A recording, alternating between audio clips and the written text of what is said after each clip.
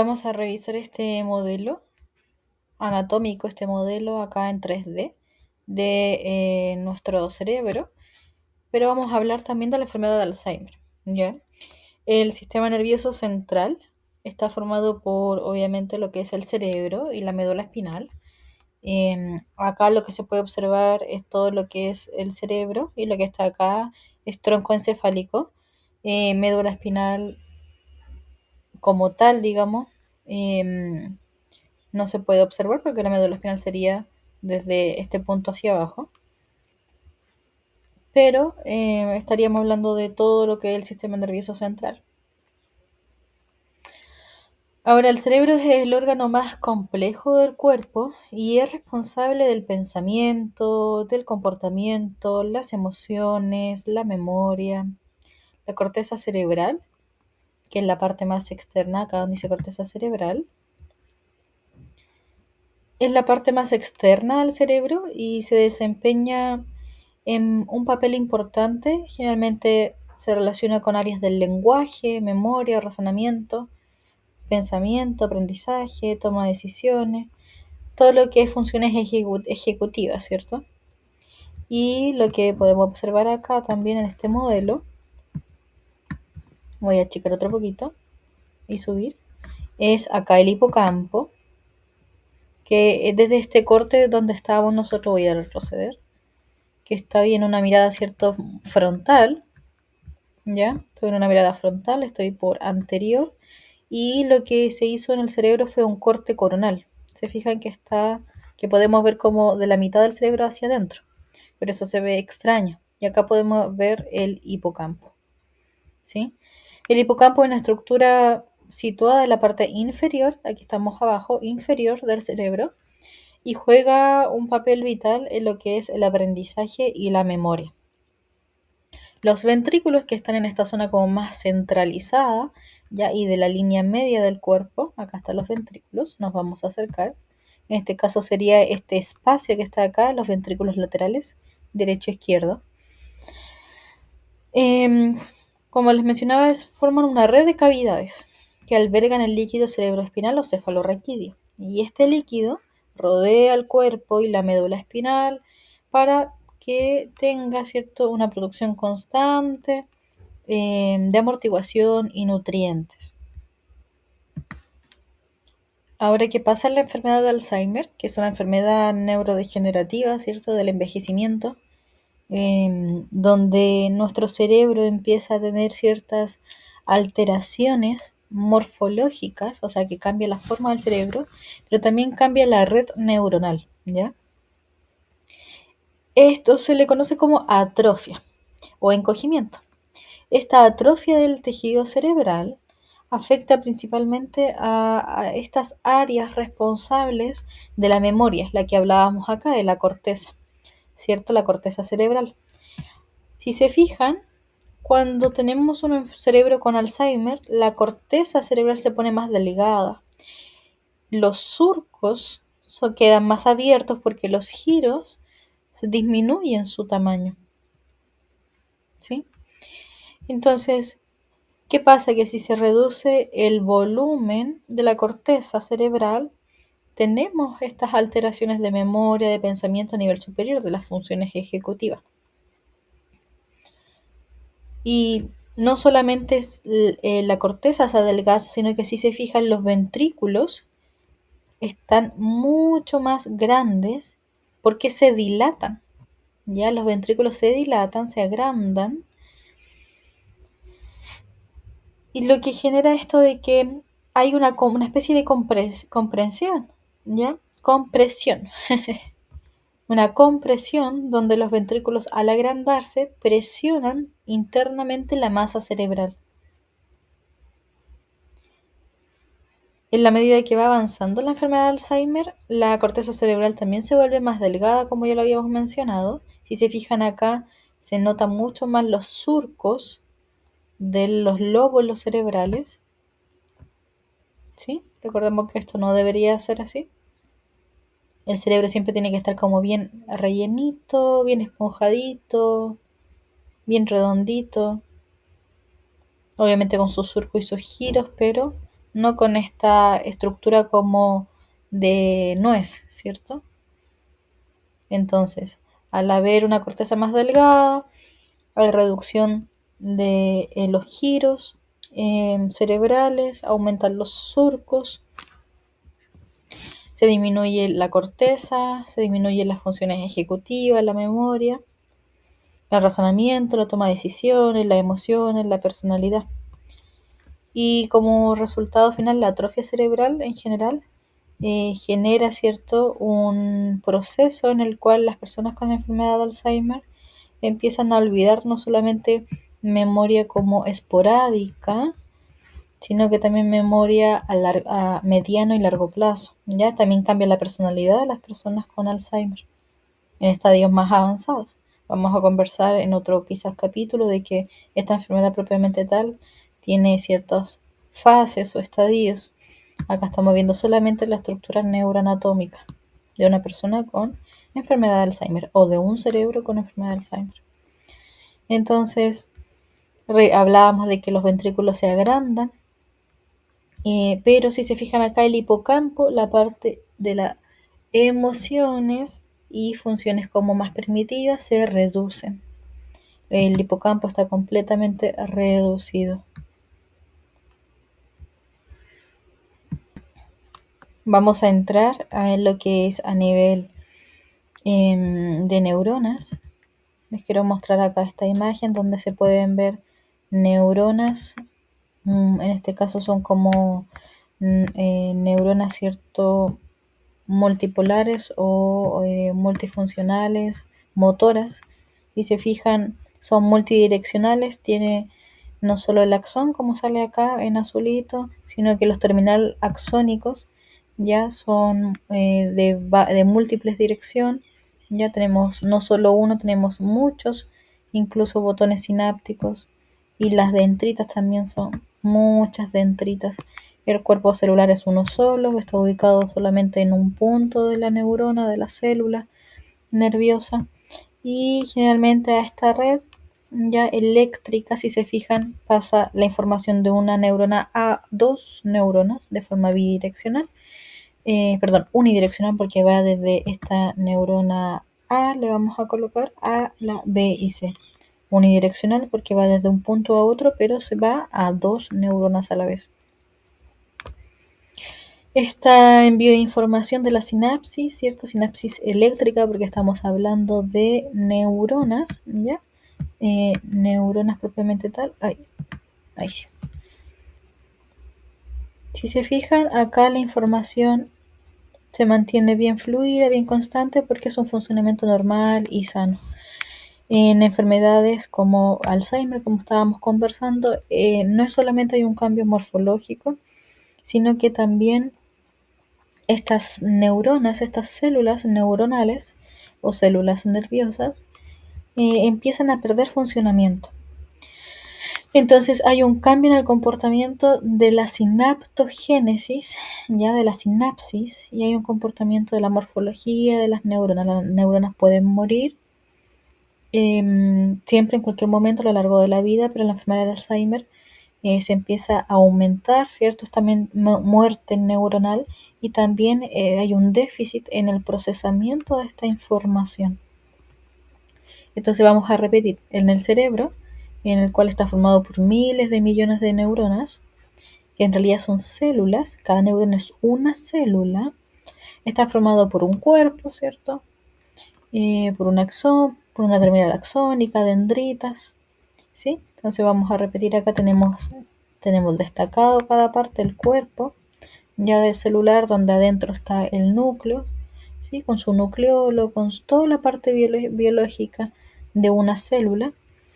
También vamos a buscar lo que es el axón, está acá, que es el cuerpo, ¿cierto? El axón, que es como este cordón que se extiende desde el cuerpo o el soma de la neurona, que si se fijan está cubierto en este caso de mielina.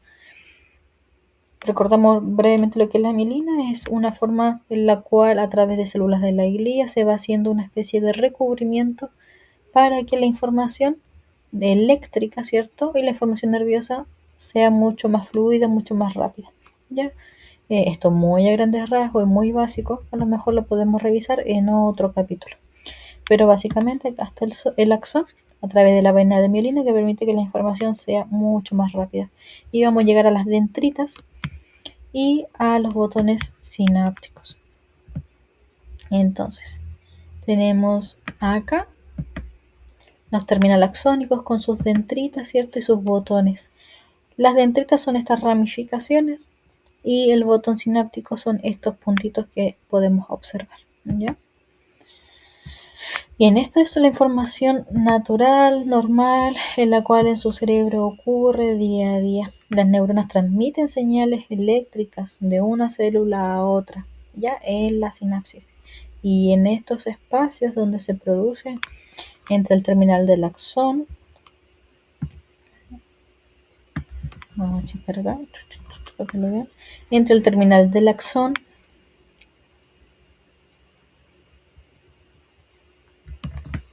ahí sí. Entonces, este espacio que se produce entre el terminal del axón de cada información de la célula se envía la señal a la dendrita siguiente para que la reciba, ¿cierto? A través del botón sináptico y así pasa a la otra neurona.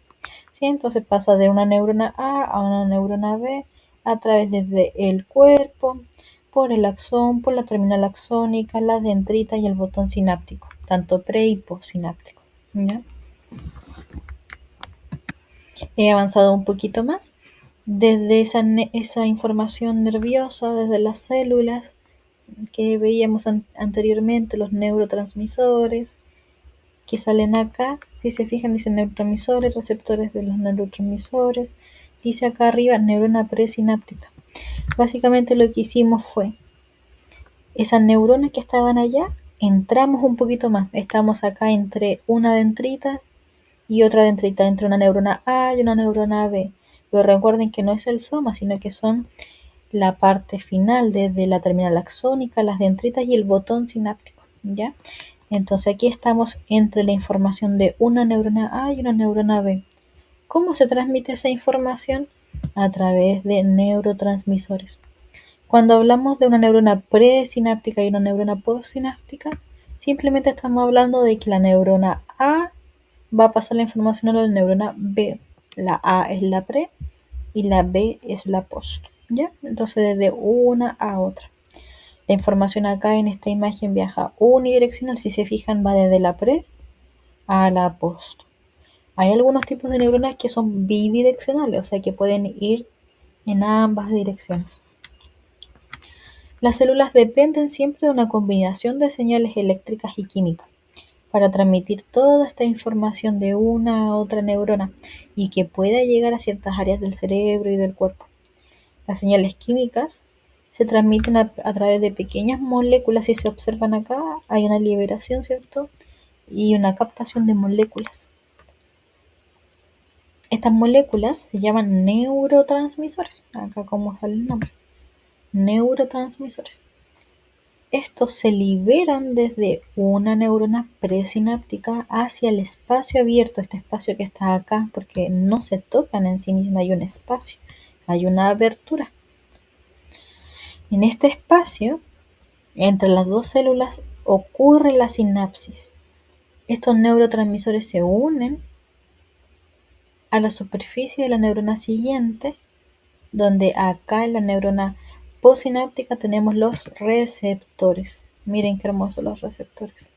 Ahí tenemos los receptores. Si se fijan, el receptor está vacío, llega la molécula, en este caso los neurotransmisores, acepta el neurotransmisor y transmite la información. Entonces así la señal se transmite desde una célula a otra. Qué bonito se ve. Ahí está, recibiendo la información. ¿Qué les parece?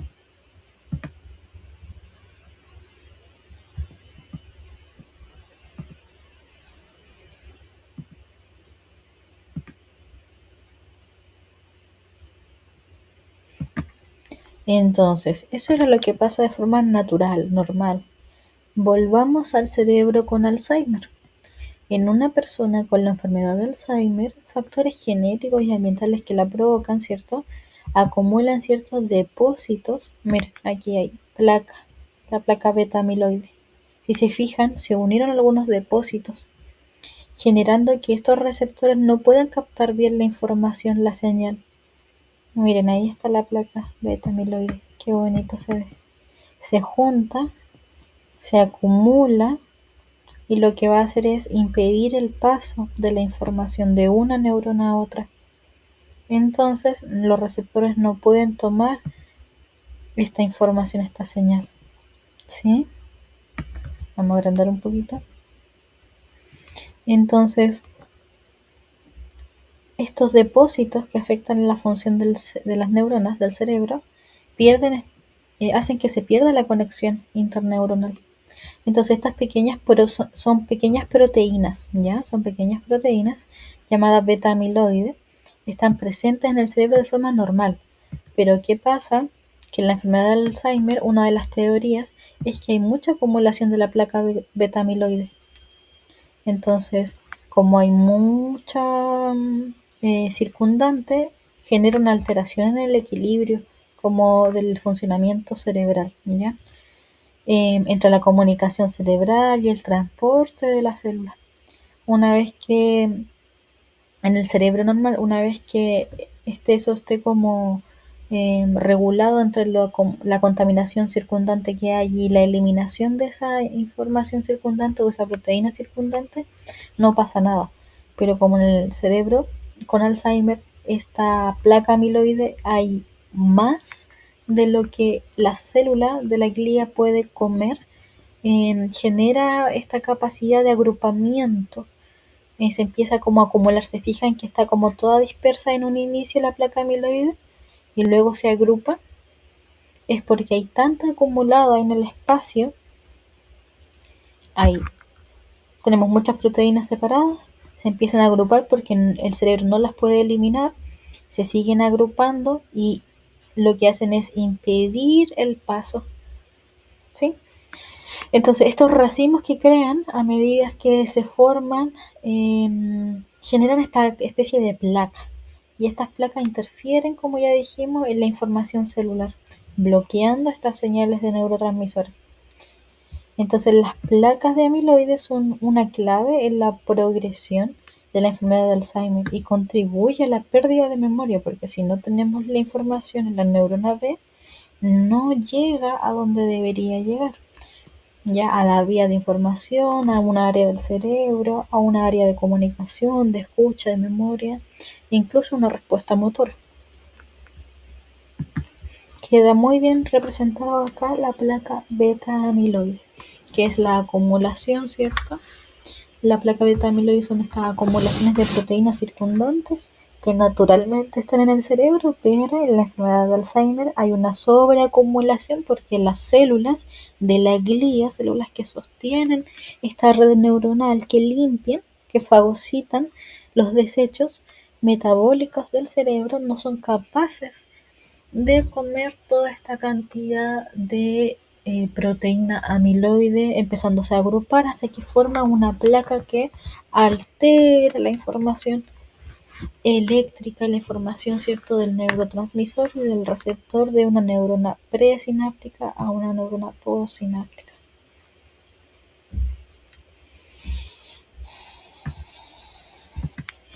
Otra cosa importante que pasa en un cerebro con Alzheimer es lo que podemos ver acá al interior de esta prolongación neuronal. Y si se fijan, aquí arriba está la placa beta amiloide que está haciendo que no pase la información, pero si se fijan adentro de la célula también está ocurriendo algo adentro de este microtúbulo, perdón, el microtúbulo es lo que está adentro, ¿cierto? Ahí está el microtúbulo. Adentro de esta dendrita, de esta terminal axónica, existen muchos microtúbulos de forma natural, normal. Pero ¿qué pasa? Que hay otra molécula responsable de la progresión de la enfermedad de Alzheimer a nivel molecular, que es la proteína tau. ¿Ya? Aquí dice tagle, ¿sí? Proteína tau. La proteína tau, ¿qué es? generalmente, de forma natural o normal, ayudan a asegurar que la formación de la neurona esté estabilizada. Si se fijan, antes de que acá el microtúbulo se desarme, por así decirlo, está bien armadito y lo que está protegiéndolo es, ahí está, es la proteína tau. Miren, la proteína tau está protegiendo el microtúbulo, la proteína tau como que se desapega, empieza a soltarse, se agrupa en otro lado y lo que genera es que el microtúbulo se abra. Entonces, naturalmente, la proteína tau estabiliza la estructura y sostiene la célula. Pero en la enfermedad de Alzheimer, esta proteína tau se desprende de los microtúbulos y una vez que se separan, las proteínas tau pueden flotar dentro de la célula, como lo hacen acá, empiezan a flotar y se empiezan a agrupar, porque naturalmente se agrupan, ya que son como todas son proteínas tau, todas las tau se agrupan, formando estructuras tan grandes que generan enredos tóxicos, forman redes, pero esta agrupación de proteína tau es tóxica. Cuando están de forma natural, equilibrada, sosteniendo el microtúbulo, no lo son. Pero cuando se desprenden y van como a la parte interna, ¿cierto?, a agruparse, generan esta toxicidad o esta citotoxicidad, ¿ya? Toxicidad a la célula. Entonces, estos grupos de proteína tau son tan grandes que generan estos enredos neuronales. ¿Y qué pasa? Porque es importante, porque generan toxicidad. Llega un punto en que la neurona empieza a morir. Si la neurona está tan tóxica por dentro, la neurona empieza a morir. Ya no llegó información, entonces ya no la estamos ocupando esta vía interiormente. Hay toxicidad en la célula, entonces se empieza a programar la apoptosis, ¿sí? Entonces la célula naturalmente muere. Y si hay muerte neuronal, hay menos información en la cual podemos hacer entrega de procesamiento de información, podemos reducir, ¿cierto?, nuestra capacidad de pensar, de guardar recuerdos, de evocar recuerdos, función ejecutiva, todo. Todo lo que hacemos, todo lo que somos es a través de nuestro cerebro. Si no tenemos neuronas no podemos existir. ¿Qué les pareció este recuento de la enfermedad de Alzheimer? Entonces vamos a hacer una retroalimentación. En la enfermedad de Alzheimer hay algunas cosas que tenemos que conocer más allá, ¿cierto?, de esta enfermedad que a nivel de descripción nos dice que empezamos a tener pérdida de memoria. A nivel funcional, podemos decir que las personas con enfermedad de Alzheimer empiezan a tener dependencia, ¿cierto?, olvidos, empiezan a tener ciertos problemas psicosociales. Pero a nivel neuroanatómico o también como desde la neurofisiopatología, vemos que hay algunas cosas que se alteran o afectan. Una, la transmisión, ¿cierto?, de neurotransmisores desde una neurona presináptica y una postsináptica por las placas beta amiloide, acá representadas por verde. Recordemos que las placas beta amiloide existen también naturalmente en el cuerpo, pero cuando tenemos enfermedad de Alzheimer se empiezan a agrupar y lo que hacen es bloquear la transmisión de información. Y también dentro de la célula hay como una especie de rotura, ¿cierto? Se empieza a desgregar o generar la muerte de los microtúbulos, porque las proteínas tau se sueltan a los microtúbulos, ya que naturalmente esta proteína estabiliza, ¿sí? Entonces, en forma patológica la destruye.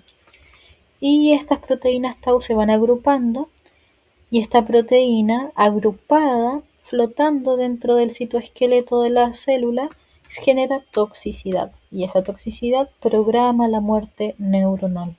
Entonces, esta muerte neuronal se traduce en menos conexiones sinápticas, en inestabilidad de la red neuronal, por lo tanto, menos capacidad cognitiva. ¿Qué les ha parecido? ¿Tienen alguna duda? Me pueden dejar un comentario, yo los puedo ir ayudando con esto. A veces cuesta un poquito entenderlo, sobre todo si lo estamos conversando de forma muy superficial, pero si les gustaría profundizar más también me lo pueden comentar. Yo soy Génesis Cases Durán, kinesióloga de profesión y estoy haciendo mi magíster en neurociencias. Me propuse como reto personal empezar a estudiar a la vez explicando, ayudando a la comunidad con estos videos que espero subir a YouTube y quizás también a TikTok u otras redes sociales. Si les gustó, quizás pueden ver el video completo en mis redes sociales, preferentemente en YouTube. Y si tienen dudas, como ya les mencioné, me pueden escribir, no hay ningún problema. Yo me dedico a la atención online de pacientes con trastornos neurológicos, pero también con personas con dolor. Si necesitas como ayuda, a veces hago tutorías personalizadas o doy clases personalizadas a ciertas personas, ciertos alumnos universitarios. Así que nada, espero que de alguna forma les haya ayudado este video. Saludos. Por cierto, no me gusta decir mucho esto, pero si realmente te sirvió de alguna forma mi video, déjame tu like, suscríbete o un comentario como ya te lo mencioné, porque eso me ayuda también a saber que está siendo bien recibido. Ahora sí, me despido.